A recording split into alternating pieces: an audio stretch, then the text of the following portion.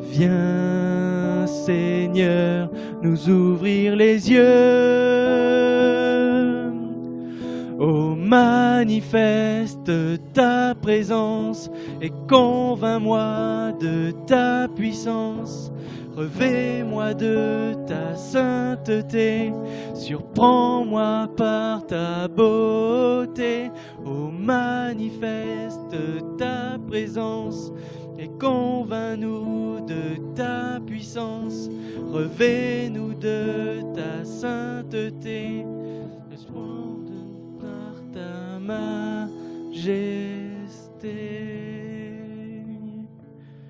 Oui, Seigneur, viens nous surprendre ce matin. Viens nous faire du bien, ô Jésus. Voilà, ouvrons notre Bible dans le livre des Juges, au chapitre 1er, verset 1er. Livre des Juges, chapitre 1er, verset 1er. Donc nous rappelons que ce matin, il y a culte à Vierzon et culte à Saint-Amand.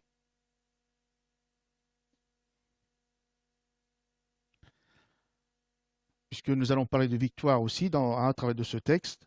Après la mort de Josué, les enfants d'Israël consultèrent l'Éternel en disant : Qui de nous montera le premier contre les Cananéens pour les attaquer ? L'Éternel répondit : Juda montera. Voici, j'ai livré le pays entre ses mains. Et Juda dit à Siméon son frère : Monte avec moi dans le pays qui m'est échu par le sort, et nous combattrons les Cananéens. J'irai aussi avec toi dans celui qui t'est tombé en partage. Et Siméon alla avec lui. Juda monta, et l'Éternel livra entre leurs mains les Cananéens et les Phéréziens. Ils bâtirent 10 000 hommes à Bézek. Ils trouvèrent Adoni-Bézek à Bézek. Ils attaquèrent et ils bâtirent les Cananéens et les Phéréziens. Adoni-Bézek prit la fuite, mais ils le poursuivirent et le saisirent. Et ils lui coupèrent les pouces des mains et des pieds. Adoni-Bézek dit : 70 rois ayant les pouces des mains et des pieds coupés ramassaient sous ma table. Dieu me rend ce que j'ai fait. On l'amena à Jérusalem et il y mourut. Les fils de Juda attaquèrent Jérusalem et la prirent.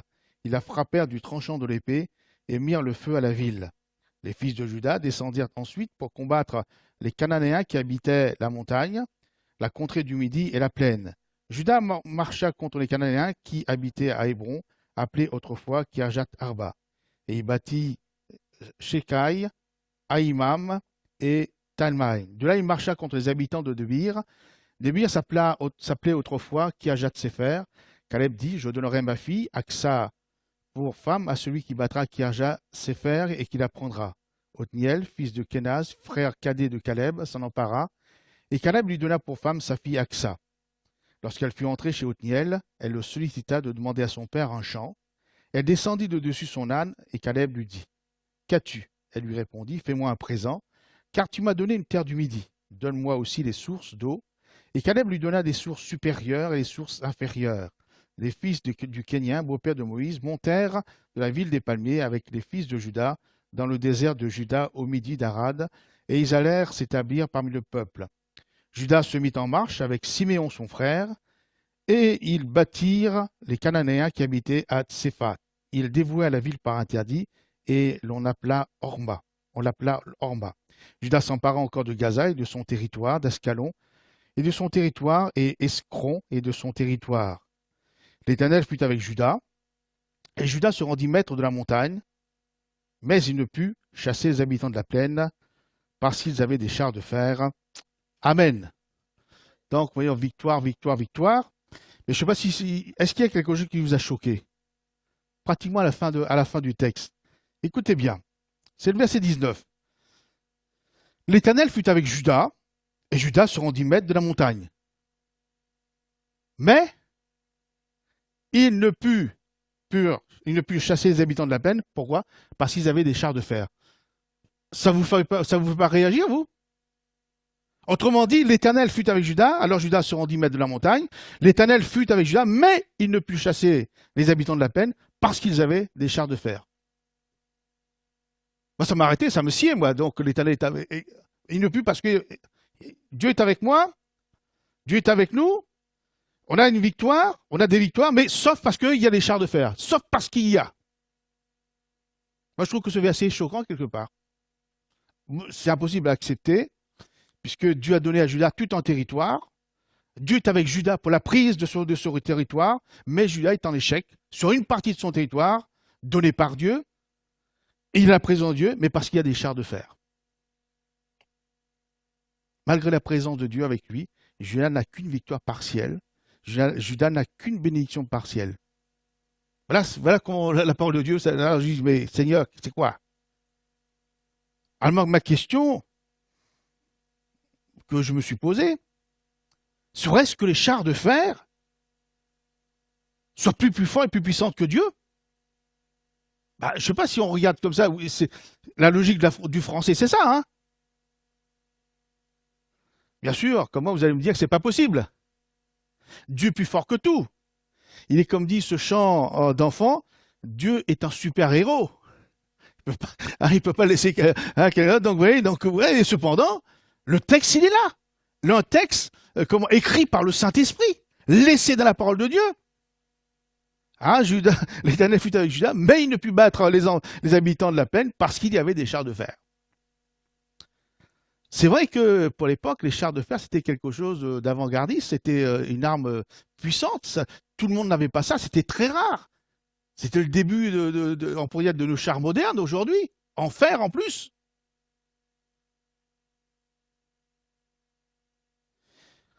Découvrons avec moi, dans la parole de Dieu, la puissance des chars de fer. Vous voulez bien? Juges, chapitre 4, verset 3.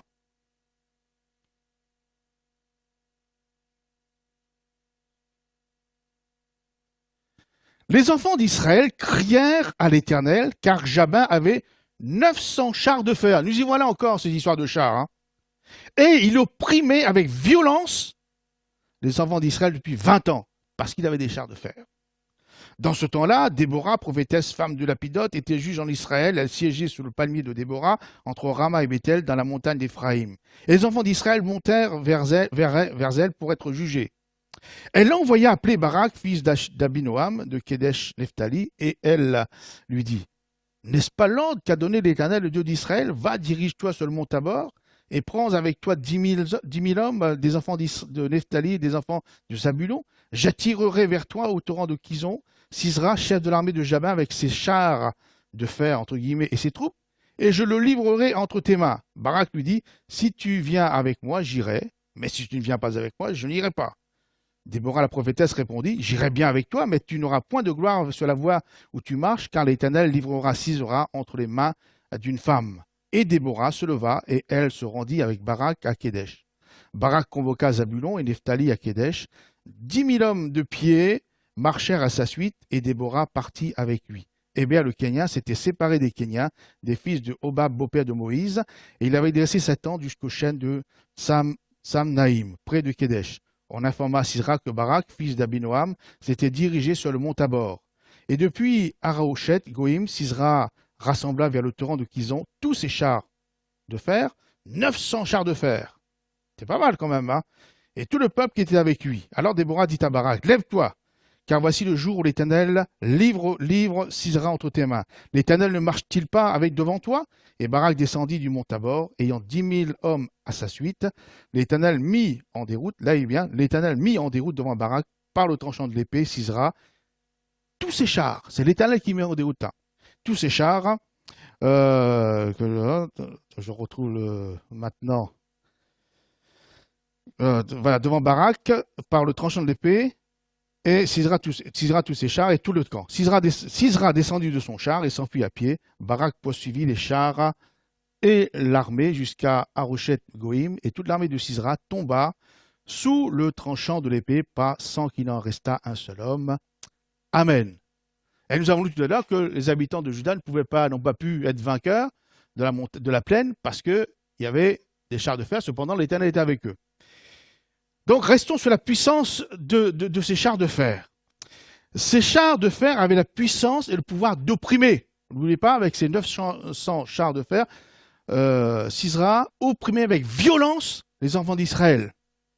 Donc, le pouvoir de se faire souffrir avec violence ces chars de fer. Ces chars de fer engendraient la peur. Tout le monde avait peur. Ah oui, mais ils ont de la chars de fer, il n'est pas question d'aller se battre. Et par ces chars de fer, la liberté du peuple d'Israël était extrêmement restreinte. Les projets étaient nuls et non envisageables parce que tout le monde vivait sur un bout de montagne.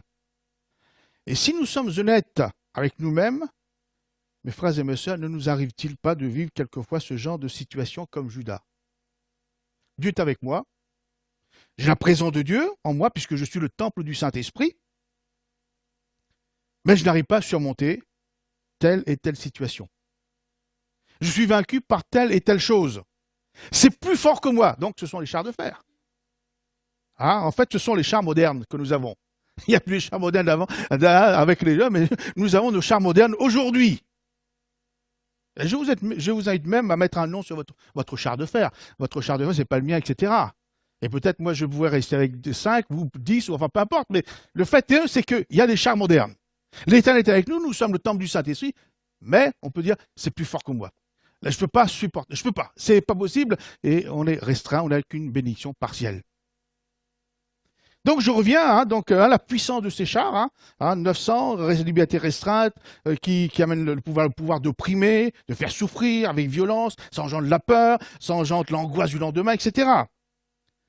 Donc Judas ne put chasser les habitants de la plaine parce qu'ils avaient des chars de fer. Et ces chars de fer, bien sûr, étaient placés dans la plaine, dans la vallée. Donc ce sont les ennemis de la plaine, de la vallée. Alors je me suis dit, mais pourquoi justement ces chars sont là, des ennemis de la plaine, de la vallée? Psaume 23, verset 4. On va voir la vallée, la plaine, qu'est-ce qui se passe là-bas?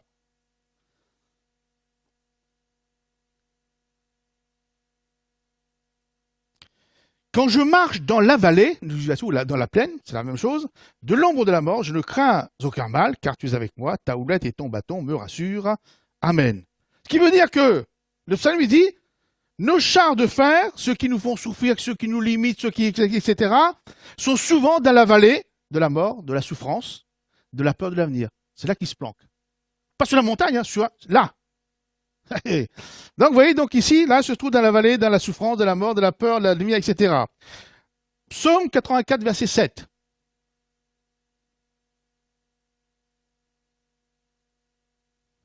Encore le psalmiste qui parle. Lorsqu'il traverse, donc le peuple de Dieu, les chrétiens, la vallée de Baca. La vallée de Baca, c'est la vallée des pleurs. Il la transforme en un lieu plein de sources et la couvre aussi de bénédictions. Amen. Nos chars de fer sont ou se trouvent dans la vallée des larmes, la vallée des pleurs, la vallée des lamentations. Et souvent, quand on est angoissé, souvent, quand on se lamente, c'est parce qu'il y a la souffrance. Et donc, vous voyez là, quand on est comme ça, eh bien, ce sont des chars de fer. Et on n'arrive pas à surmonter toutes ces choses-là. On va voir aussi, donc, toujours dans la vallée, ces fameux chars dans la vallée ou dans la plaine, Luc, chapitre 9, verset 37.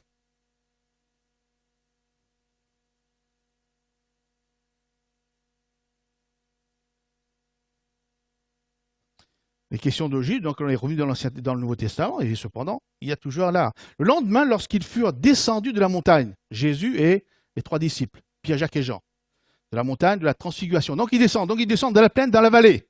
Nous y voilà justement. Dans cette vallée, donc ils descendent dans la vallée, une grande foule vint au devant de Jésus.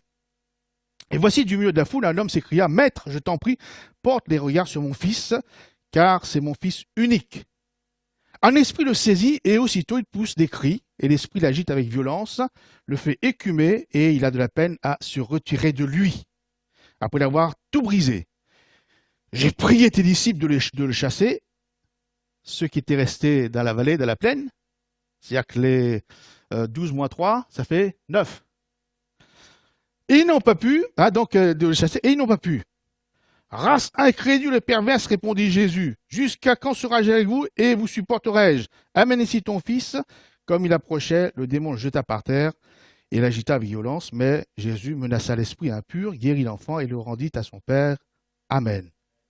Nos chars de fer sont ou se trouvent pour le chrétien dans l'échec. N'oublions, dans notre manque de foi, n'oublions pas que Jésus avait donné le pouvoir à tous ses disciples de chasser les démons, de guérir, etc. Et là, on a l'impression que les chars de fer sont mis là et c'est dans l'échec. Dans l'échec. Alors j'ouvre la parenthèse. Vous savez, moi, je découvre toujours, ça me revient. Quand j'ai lu ça ce matin, ce texte-là, parce que voilà, je relis encore une dernière fois ma prédication, et puis je regarde ce texte. Alors donc, j'ai pris des disciples et ils n'ont pas pu. Je vois Jésus traiter ses disciples, race incrédule et perverse, jusqu'à quand serai-je avec vous et vous supporterai-je? Si je m'adressais à un chrétien comme ça, dire que le pasteur, il est dur, hein, le pasteur, je suis blessé. Et cependant, ce sont les stagiaires de Jésus. Et Jésus s'est permis de... Enfin, c'est fort comme race incrédule. Je n'ai pas regardé j'ai comme ça, mais je ne vais pas chercher la signification perverse, parce qu'une nation perverse, etc., ça fait... Et cependant, c'est Jésus qui le dit. S'il y avait été un pasteur, on aurait dit, là c'est Jésus, donc personne ne dit rien. Et d'ailleurs, j'espère que je ne vous le dirai pas, je préfère le garder. Donc voilà. Mais vous voyez, donc, dans l'échec, les chars de fer sont là. Là. Et les disciples, ils ont été bien embêtés devant ces chars de fer. Là encore, eux qui avaient été, comme encore, reçu l'autorité de Jésus pour délivrer, pour guérir, etc., ben là, ils sont en échec parce qu'il y a des chars de fer. Et ces chars de fer nous amènent rapidement au découragement, mes frères et mes sœurs. Et bien sûr, quand on a des victoires partielles, etc., on est content, mais quand même, quand on est face à cela, on dit, Seigneur, mais tu es avec moi, je suis le temple du Saint-Esprit, et je suis toujours dans mon problème. Alors, on est quelque part découragé. On n'est pas satisfait, on n'est pas serein, on n'est pas... Voilà, il manque quelque chose. Et donc, on tombe rapidement dans le découragement. Le découragement est un ennemi terrible pour le peuple de Dieu. C'est un ennemi terrible pour le peuple de Dieu. Lorsqu'on est découragé, on n'envisage plus rien, on ne veut plus rien, on n'espère plus rien, on laisse tout. Regardez Élie, le grand prophète Élie qui avait, j'ai vendredi dernier, qui avait éliminé les 450 prophètes de Baal, etc., à main nue, etc. Et puis, une femme, Jézabel, qui lui... Une petite menace, il tombe dans le découragement, je ne suis pas meilleur que mes pères, il a laissé son stagiaire dans le désert, tant pis pour le stagiaire, il est parti, il a voulu la mort, etc. Vous voyez, une mauvaise nouvelle de la part d'une femme, alors qu'il avait tenu tête devant 450 prophètes de Baal. Et donc, le découragement, ça fait vraiment de dégâts. Donc, vous voyez, c'est vrai que quelquefois, ou même trop souvent, nous laissons vaincre par le découragement et parce qu'on est effrayé par les chars de fer. Amen. Face aux chars de fer qui étaient dans la plaine, qui étaient dans la vallée, et les ennemis de la montagne, parce que vous avez vu, il y avait tout un grand territoire, il y avait des ennemis partout, donc il fallait conquérir le pays, donc ils avaient victoire, tout sauf. Et avant de combattre, les ennemis de la montagne, de la plaine, surtout avec les chars de fer, le peuple d'Israël avait fait une démarche spirituelle. C'est formidable avant d'entreprendre quoi que ce soit. Et, on va le lire, cette démarche spirituelle, c'est bien. Verset 1er, donc je reviens au livre des Juges, chapitre 1, verset 1er. Il est dit, après la mort de Josué, les enfants d'Israël consultèrent l'Éternel en disant, qui de nous montera le premier contre les Cananéens pour les attaquer? C'est-à-dire tous les ennemis qui étaient sur le territoire du peuple d'Israël et de Juda en même temps, avec ou sans les chars de fer. Donc ils vont demander, Seigneur, mais qui? Comment il faut faire? Et l'Éternel répondit, Juda montera, voici, j'ai livré le pays entre ses mains. Donc c'est formidable de toujours consulter la volonté de Dieu, etc. Donc, et Dieu répond. Juda montera le premier, et voici, j'ai livré le pays entre mains. Dieu dit, bien sûr, il donne des ordres, mais il dit, j'ai livré. Ce n'est pas que je livrerai. J'ai livré. C'est-à-dire que lorsque Dieu donne, il a déjà donné. Il a déjà donné. Regardez bien, j'ai livré, c'est fait. Vous avez la victoire, il n'y a pas de souci. C'est pas le futur. J'ai livré le pays entier, c'est-à-dire les ennemis de la montagne et les chars de fer qui étaient dans la vallée avec. J'ai livré, c'est bon. Tout est accompli. Je vous ai tout donné, il n'y a pas de souci là-dessus. Donc, Juda est au courant de cette bonne nouvelle, de la victoire que Dieu leur accorde surtout sur les chars de fer. Et Dieu a dit comment les vaincre. Juda montre en premier, ils savent, il y a le processus, il y a la méthode, etc.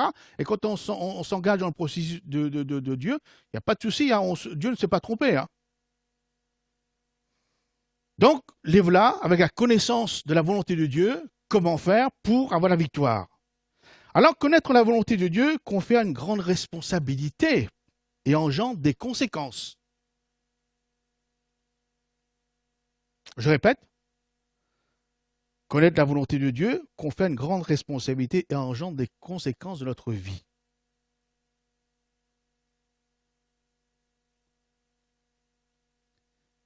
Parce qu'on ne peut pas dire « je ne savais pas ». Parce que l'on sait, on a demandé, Dieu a dit. Après, ça, ben voilà, c'est que là... Et Jésus dira dans l'évangile de Luc, chapitre 12, verset 47, pour vous dire que ça engendre, le fait de connaître le plan de la volonté de Dieu, ben, ça engendre des conséquences. Et voilà ce que Jésus dit, Luc 12, verset 47. Voilà.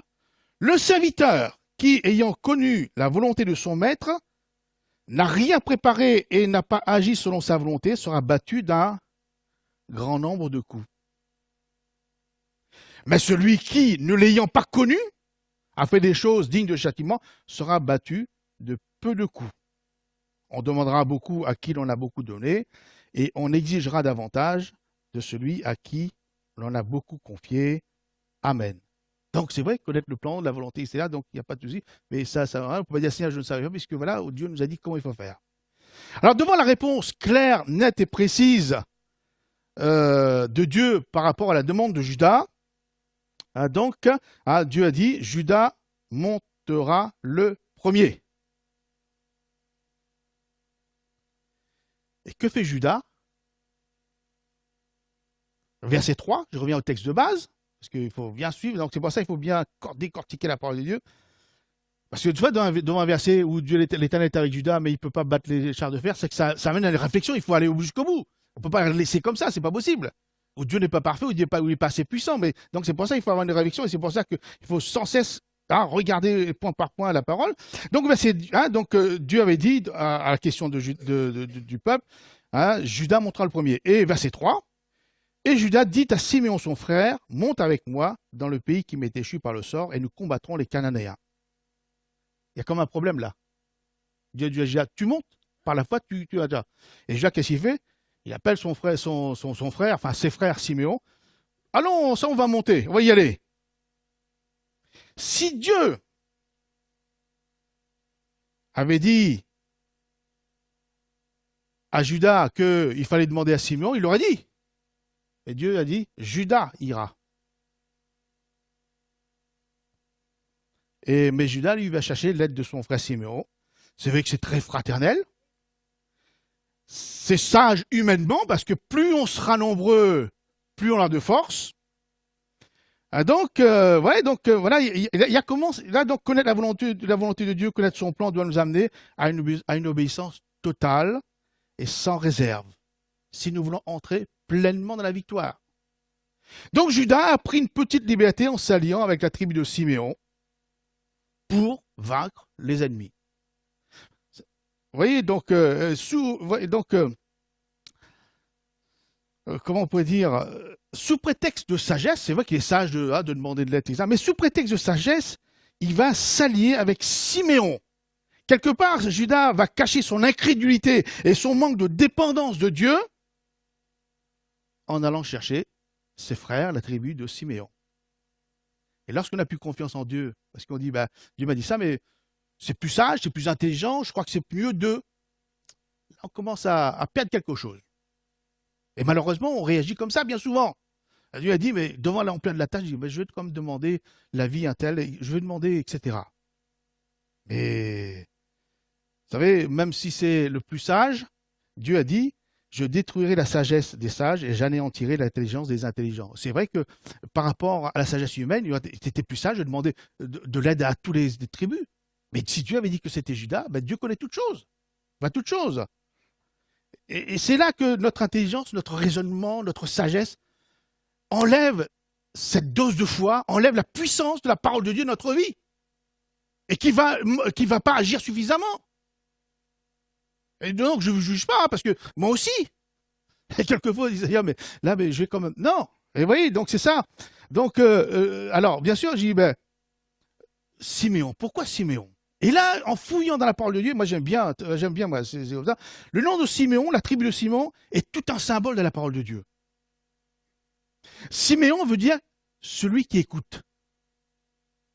celui qui exauce, celui qui dit oui. C'est-à-dire quand Judas en demande à Simeon de l'aide, un conseil, Judas, c'est sûr que Simon allait dire oui. Que Simeon allait être d'accord avec lui.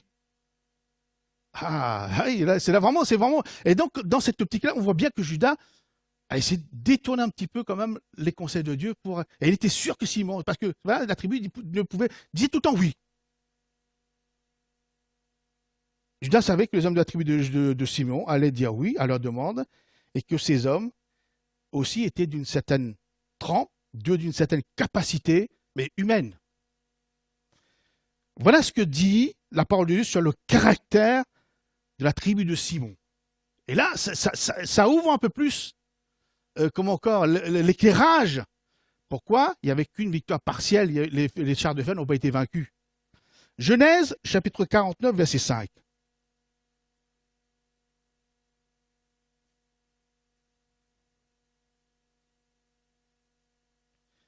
Simon, donc Lévi, c'est associé avec. Simon et Lévi sont frères. Leurs glaives sont des instruments de violence. Siméon. La tribu, leurs glaives sont des instruments de violence. Ce sont des hommes qui disent oui, mais violence. Que mon âme n'entre point dans leur conciliabule. Conciliabule, les projets un peu douteux, les machins sournois en dessous, etc. Que mon esprit ne s'unisse point à leur assemblée, car dans leur colère, ce sont des hommes colériques, ils ont tué des hommes. Et dans leur méchanceté, vous voyez, donc tout ça c'est de la tribu de Siméon, et dans leur méchanceté, ils ont coupé des jarrets des taureaux. Maudite soit leur colère, car elle est violente, et leur fureur, car elle est cruelle. Je les séparerai dans Jacob, je les dispersai. Voilà. Comment voulez-vous voir la bénédiction et la victoire? Vous amenez des gens pareils avec vous. C'est compliqué après. Et nous trouvons ici le principe d'une alliance entre des chrétiens spirituels et des chrétiens charnels, au détriment de la parole de Dieu. J'aime bien c'est très, très important lorsqu'on reçoit une parole de Dieu. Elle est claire, nette, directe, c'est pour nous. Mais si on va demander, qu'est-ce que tu en penses? Est-ce que c'est vraiment... Là, vous commencez à mettre en doute la puissance de la parole de Dieu. Et là, on commence à perdre la bénédiction. Donc, vous voyez, donc là, ici, le principe, j'ai connu dans les églises où je suis passé, où parole de Dieu, mais je vais quand même demander conseil. Mais oui, mais si on a reçu quelque chose, on ressent ça. L'Esprit de Dieu est là, on sent que, voilà, on n'a pas besoin, mais là, voilà. Donc, au détriment, ils se sont concertés, ils ont été d'accord, ils se sont soutenus dans leurs décisions, Judas et Siméon, de suivre leur propre raisonnement au lieu de suivre ce que Dieu avait dit. Donc, parce que ça les convenait mieux, parce que c'était plus sage, etc.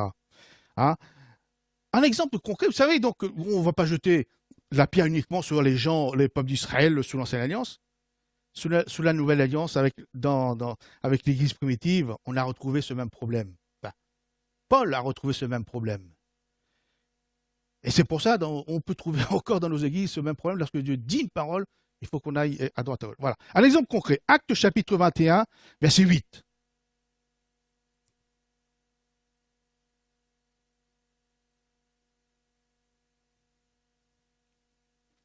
Là, c'est Paul, donc avec son équipe, etc.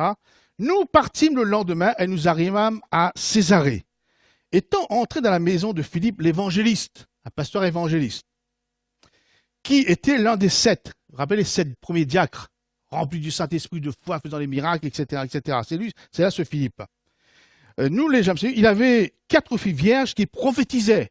Famille formidable.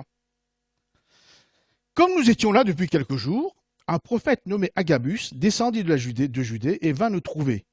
Il prit la ceinture de Paul et se lia les pieds et les mains. Et dit, voici ce que déclare le Saint-Esprit. Alors je suis étonné que Dieu ne s'est pas servi des 4 filles vierges qui prophétisaient, mais on voit quelqu'un d'extérieur. Mais vous comprendrez le contexte tout à l'heure. Voilà, donc je reviens.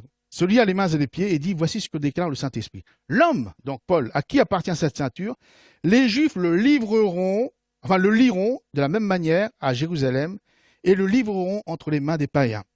Quand nous entendîmes cela, nous et ceux de l'endroit, donc Philippe, l'évangile, ce pasteur, plus ces 4 filles qui prophétisaient, et les chrétiens qui étaient dans l'église, nous et ceux de l'endroit, nous priâmes Paul de ne pas monter à Jérusalem. Alors, Paul répondit, que faites-vous en pleurant, en me brisant le cœur? Je suis prêt non seulement à être lié, mais encore à mourir à Jérusalem pour le nom du Seigneur Jésus. Comme il ne se laissait pas persuader, nous n'insista pas, mais nous dîmes que la volonté du Seigneur se fasse. Amen. Paul ne s'est pas laissé attendrir par les pleurs. Il savait que Dieu lui avait donné une direction. Il n'était pas du tout concevable qu'il écoute le conseil contraire à ce que Dieu dit de l'Église, du prophète, enfin des 4 filles prophétesses, du pasteur, de tout ce que tu veux, de tout ce qu'on veut. Il n'est pas tombé dans le piège. Dieu est chrétien de cet endroit. Donc il savait qu'il y avait une parole de Dieu, il n'est pas question qu'il... Parce que les autres disaient, non, il ne faut pas y aller. Et on aurait pu déconner, justement, si Dieu te dit ça, justement, c'est pour ne pas y aller, il faut que tu restes avec nous. Vous savez, on arrive à transformer tout cela. Et ici, mais Paul va rester ferme dans ce qu'il a reçu. Et d'ailleurs, il dira un peu plus loin, non, un peu avant, il savait, un peu avant, parce que Paul était donc un homme d'esprit, il dit, seulement de ville en ville, l'Esprit Saint m'avertit que des liens et des tribulations m'attendent. Il savait cela. Donc, c'est pour cela qu'il avait un objectif, une direction, faire la volonté et le plan de Dieu. Pour avoir la victoire, peu importe, et il ne s'est pas laissé compter par même les chrétiens spirituels, même les prophétesses, même qui que ce soit, étaient là, donc il a voulu rester ferme d'apprendre. Donc, vous voyez, donc, de tout temps, dans les églises, que ce soit sous l'Ancien, à l'Alliance, etc., le danger, c'est quand on a une parole de Dieu, c'est aller demander avis, conseil, est-ce que tu crois que c'est vraiment la vérité? Est-ce que tu crois que si? Et si on faisait comme ça? On reste bien sûr, la victoire, c'est là. Et si on faisait... Ça, c'est... Voilà. Les petits arrangements, donc je regarde là, parce que l'heure passe. Et donc, quand on commence à faire des petits arrangements avec la parole de Dieu, avec etc., à ce moment, c'est ça. Et encore une petite remarque concernant les petits arrangements à la parole de Dieu. Au verset 28, je reviens dans le texte de Juge 1, il dit que lorsque Israël fut assez fort, il assujettit les Cananéens à un tribut, mais il ne le chassa point.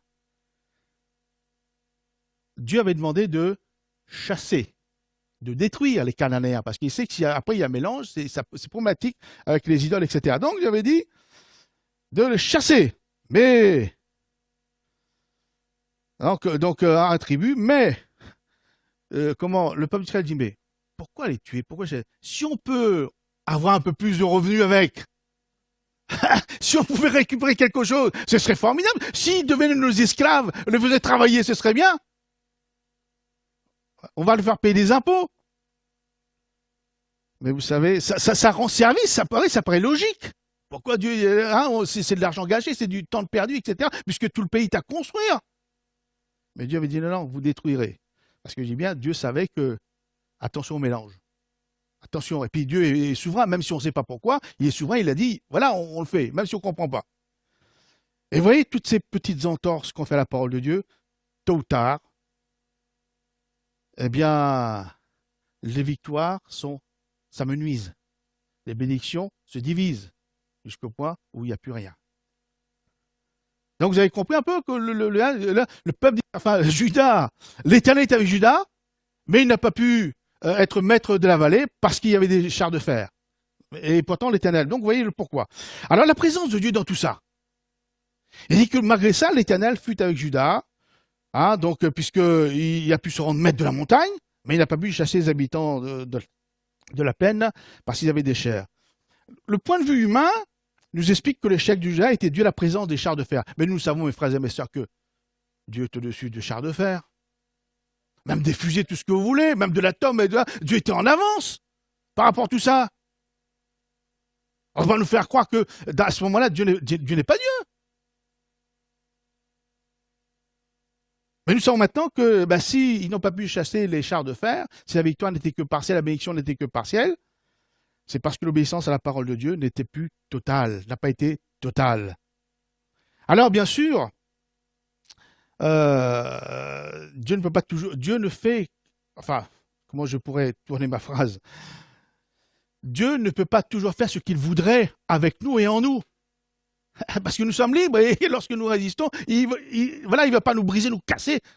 Il pourrait le faire, mais voilà, nous sommes pas souverains, mais nous sommes libres. Dieu nous a laissé la liberté. Hein? Et donc, Dieu ne peut pas toujours faire ce qu'il voudrait avec nous et pour nous, parce que lorsque nous ne tenons pas à sa parole, à ses consignes, à ses directives. Bien sûr, Dieu était encore là, présent avec Judas. Même si Judas avait en partie zappé la parole de Dieu, etc. Puisqu'il est dit, l'Éternel fut avec Judas, mais il n'a pas pu battre les habitants de la peine qui avaient des chars de fer. C'est-à-dire que l'Éternel était quand même avec eux. Dieu ne s'en va pas comme ça aussi vite. Dieu ne nous abandonne pas comme cela. Dieu est patient. Dieu est miséricordieux. Et c'est toute la grâce de Dieu. Parce que si Dieu tenait tête à nos péchés, aux moindres erreurs, il n'y aura personne dans la salle. Ni moi, personne. Vous savez, l'amour de Dieu, lorsque j'essaye de transposer un peu, l'amour de Dieu pour nous est comme un père, une mère qui suit de son regard, de sa présence, de son amour, de sa protection, aussi loin que possible, l'enfant rebelle qui s'éloigne. Si on pouvait arracher son cœur pour voir le père, je pense au parabole du fils prodigue, si le père pouvait arracher son cœur pour suivre, mais il ne peut pas, parce que le fils a décidé, il a la liberté de partir. Et donc, vous voyez, là, quelque part, voilà, l'Éternel est avec, jusqu'à un certain moment, il va rester. Regardez le peuple d'Israël, il dit quand il y avait le péché dans le temple, etc., il dit que, à un certain moment, il dit que la présence de l'Éternel, la présence de l'Éternel, quitta le Saint des Saints, allait sur le seuil du temple. C'est déjà pas normal. Après, le péché a tellement été là, l'Éternel se déplaça au bout de la ville. Et puis, certainement, le péché est tellement qu'il a quitté la ville de Jérusalem carrément. Et donc, il y a différents stades. Bien sûr, Dieu ne va pas nous abandonner comme ça le jour mais il va essayer de nous suivre, il va essayer, puis à un certain moment, il y a la rupture, on ne peut plus, parce que voilà, c'est comme cela. Donc, la désobéissance, même partielle ou infime de Judas, par son manque de foi, a empêché Dieu d'agir pleinement pour nous.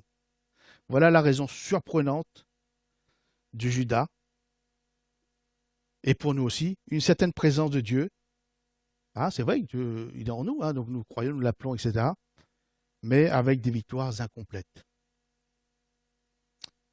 Et Dieu dit ce matin, je ne peux pas arrêter comme ça sur une note négative.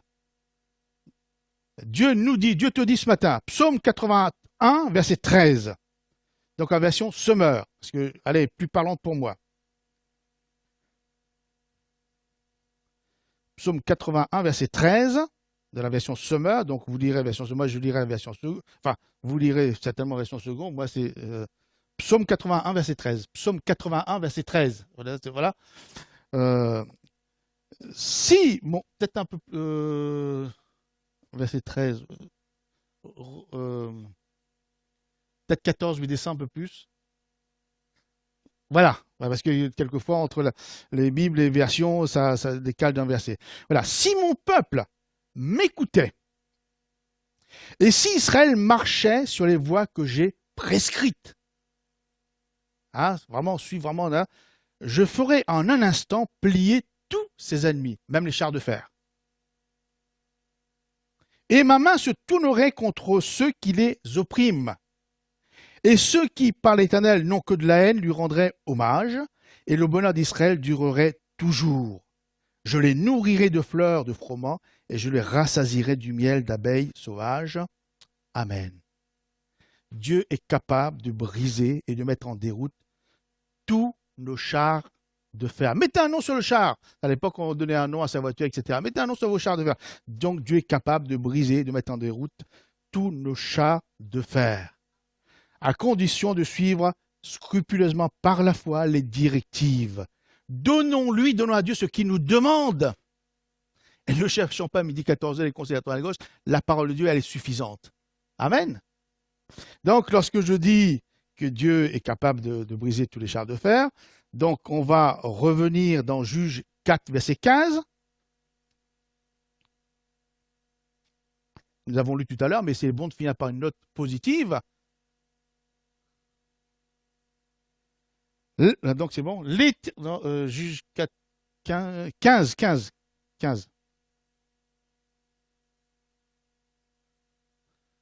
L'Éternel mit en déroute devant Barak par le tranchant de l'épée Sisera, tous ses chars et tout le camp. C'est-à-dire que tous ces chars, les 900. Hein. Il y a pas mal comme de chars. Hein. Et quand même un homme aurait 900 de chars, hein, un chrétien aurait 900 chars de fer à combattre ce matin, si Dieu est là, David dira, je me précipite sur une troupe en armes. Mais David tout seul, c'est vrai qu'il a battu Goliath, mais là, une troupe en armes. Hein, je franchis une muraille, disait-il, parce que l'Esprit de Dieu est avec lui. Avec toi, il dit, avec toi, avec Dieu. Donc, je continue. Sisera descendit de son char de fer et s'enfuit à pied. Barak poursuivit les chars et l'armée jusqu'à Haroshet-Goïm, et toute l'armée de Sisera tomba sous le tranchant de l'épée sans qu'il en restât un seul homme. Amen. Et les chars de Pharaon, vous avez oublié ça? Eh bien, je mets ça pour la fin pour finir. On va vous dire que Dieu est capable de briser tous les chars. Toutes sortes de chars en fer, en bois, en tout ce qu'on voulait. J'ai vu un reportage hier, une voiture en inox. Une voiture, hein, ils font comme ça en inox, alors c'était blanc, brillant, etc. C'était joli, hein. J'ai vu ça, mais donc, même ça, Dieu est capable. Si c'est un char de fer, Dieu est capable. Exode, chapitre 14, verset 23.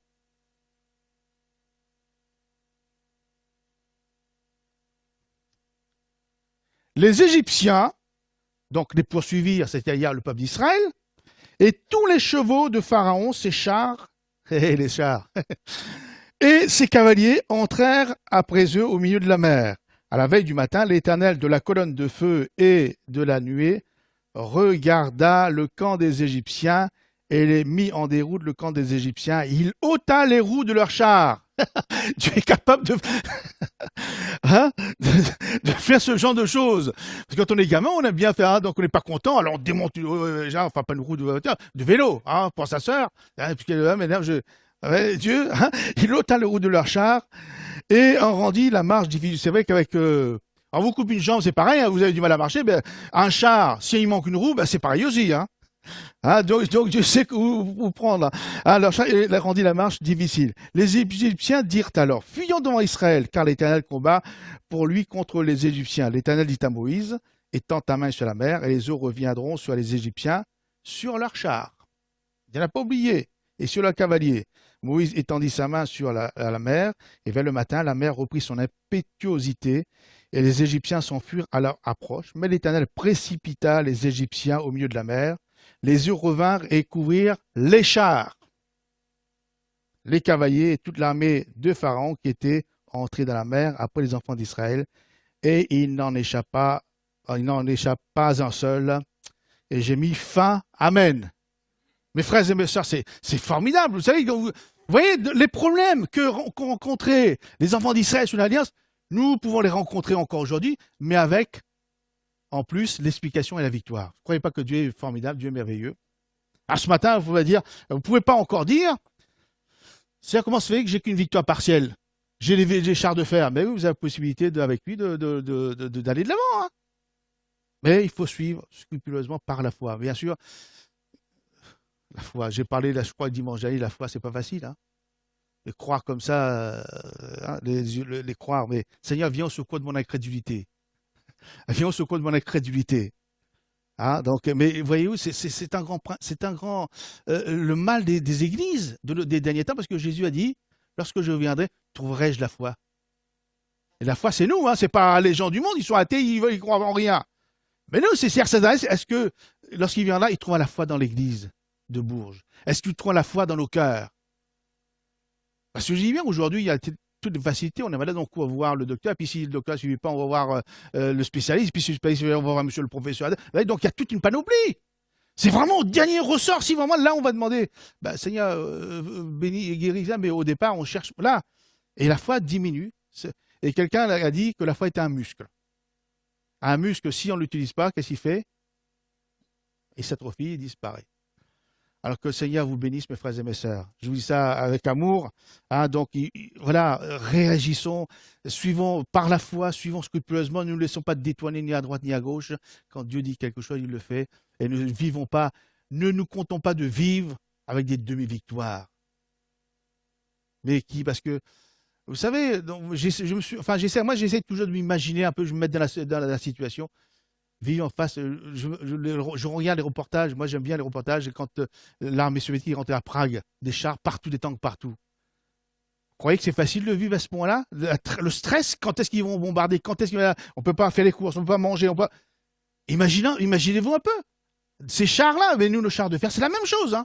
C'est la même chose. Vous vous levez le matin, c'est devant vous. Vous mangez le midi, c'est devant vous. Vous le soir, parce que c'est là ce char de fer. Et il ne se dépassera pas comme cela. Mais c'est Dieu qui, voilà, trouve la solution en Dieu et dans sa parole. Amen.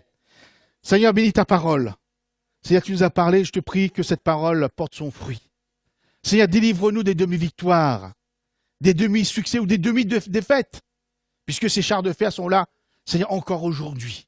Et nous voyons que, Seigneur, tu as la capacité de briser toutes sortes de chars, que ce soit les Égyptiens, que ce soit les Madianites, que ce soit... Seigneur, tu es capable, parce que tout a été accompli. Seigneur, donne-nous de rester dans la simplicité d'un enfant de Dieu, tout simplement la foi. Regarder à toi. Seigneur, moi je suis sûr que tu as parlé ce matin. Alors Seigneur, que nul ne reparte accompagné ou se faisant accompagner par son char de fer. Seigneur, fais grâce, ouvre les yeux, ouvre les cœurs. Manifeste ta main puissante par ta gloire, Seigneur. Et c'est en Jésus que nous te demandons cela. Parce que nous ne méritons rien, mais dans les mérites de Jésus, nous avons tout. Seigneur, bénis l'Église locale. Amen.